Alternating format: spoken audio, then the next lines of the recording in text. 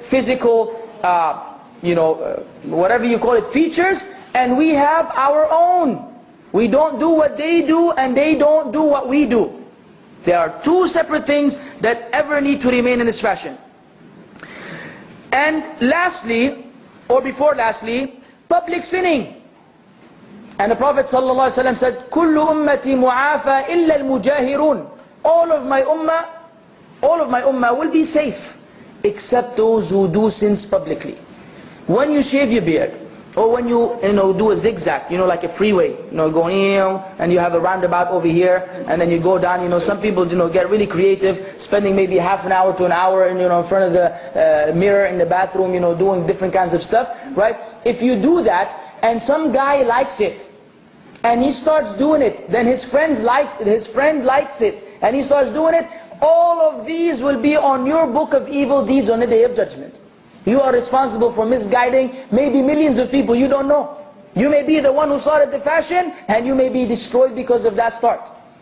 So it's not a joke. And public sinning is meaning, I disobey Allah publicly, I could care less. Again, I know, or I have a very strong feeling that most of our brothers here, or those who will hear in the future, didn't know all this. This is shocking. So don't feel bad. Okay? You're not to blame, inshallah, because the Muslim Ummah suffers from what? Lack of knowledge. We don't really know much. So inshallah, if you didn't know, inshallah, you're excused by Allah. And everything I'm mentioning is not applicable to you.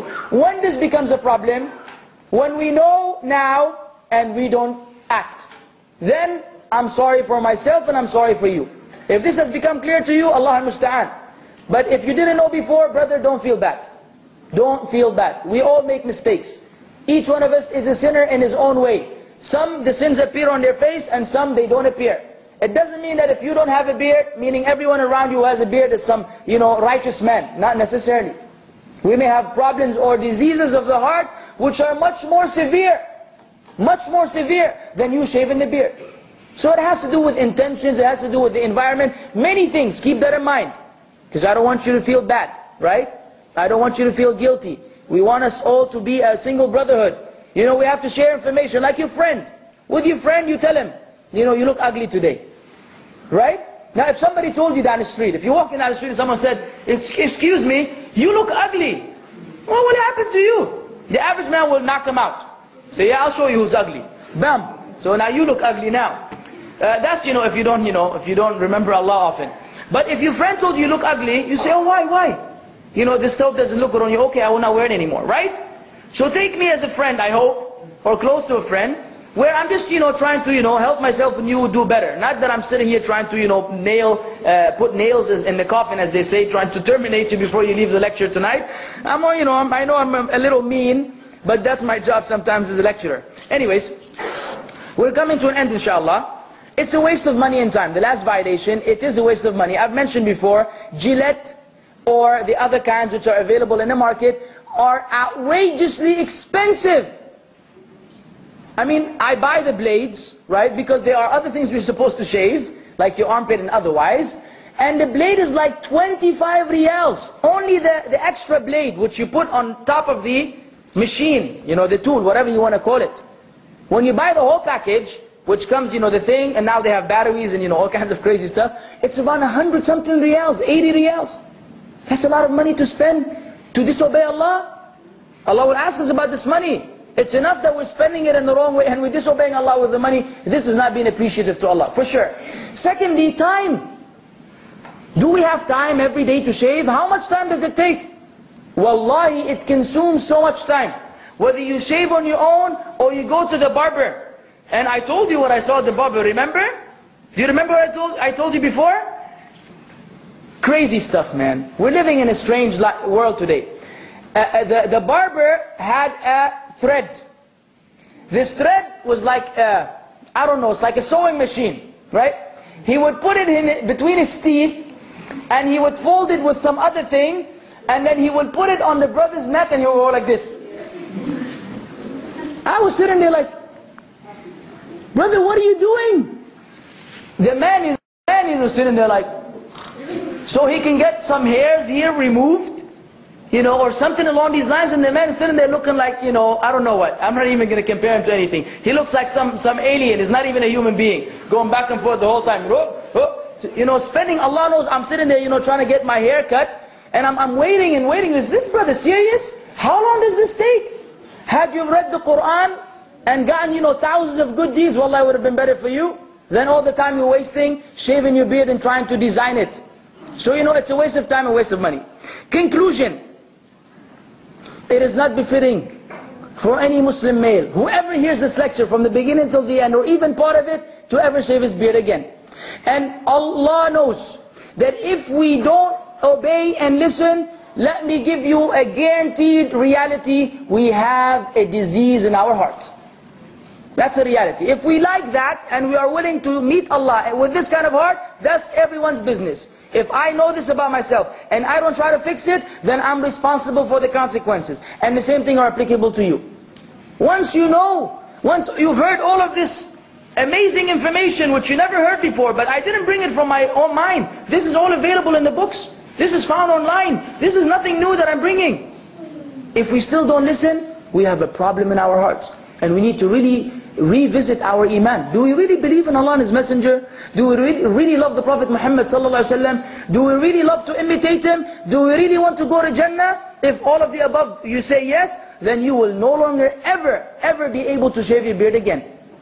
Let alone take anything out of it if it doesn't go beyond your fist. Right? So I'm just imagining this right now. I'm having this wonderful image that, you know, one day I give a lecture to a whole bearded crowd, except the sisters, of course. You know, come the sisters with beards also. Say, no, you missed the lecture. I was addressing the men. That would be wonderful. Imagine. Of course, they will be scared here at the hospital. Say, what happened to these guys, man? We need to stop this lecture before they become, you know, terrorists.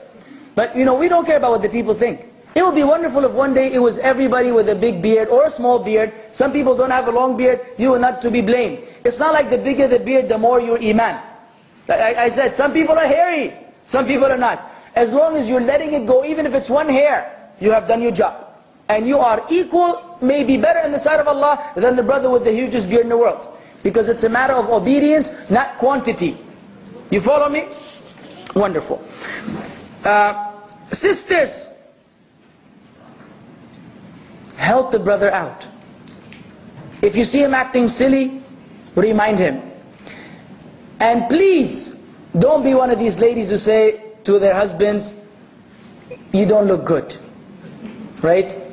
So sometimes you tell the brother, why don't you leave your beard? He says, brother, you know, I would love to leave my beard, but my wife doesn't like it.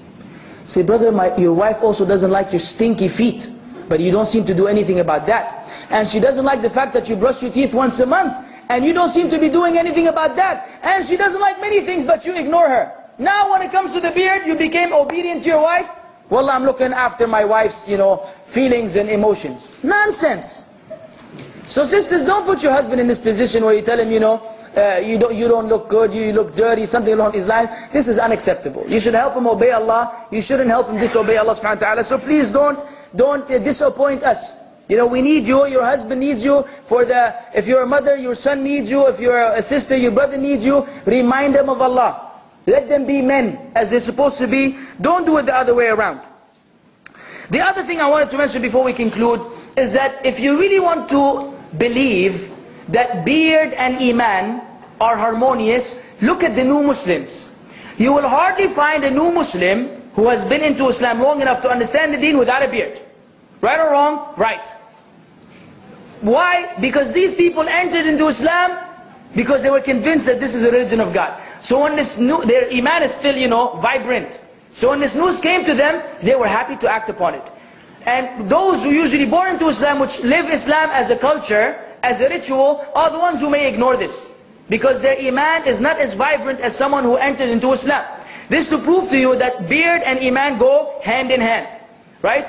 And lastly, I want to quote you an incident that was narrated by Abu Ishaq al-Huwaini, one of the students of Shaykh al-Albani.